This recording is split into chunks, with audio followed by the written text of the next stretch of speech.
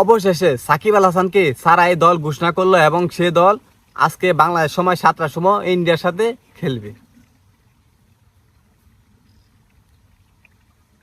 সাকিব আল হাসানকে সারাই টি-20 দল ঘোষণা করছে, যে দল কিনা ইন্ডিয়ার সাথে আজকে বাংলাদেশ সময় 7টার সময় খেলবো।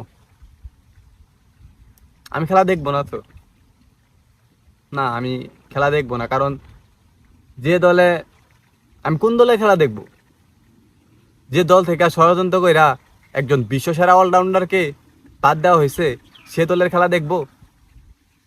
যে দল একজন অলরাউন্ডারের মূল্য দিতে জানে না, অলরাউন্ডারকে সম্মান দিতে জানে না, তাকে বাধ্য করায় সে ষড়যন্ত্র করায়া বিসিবির পরিপাক, ওই দলের খেলা দেখবো আমি?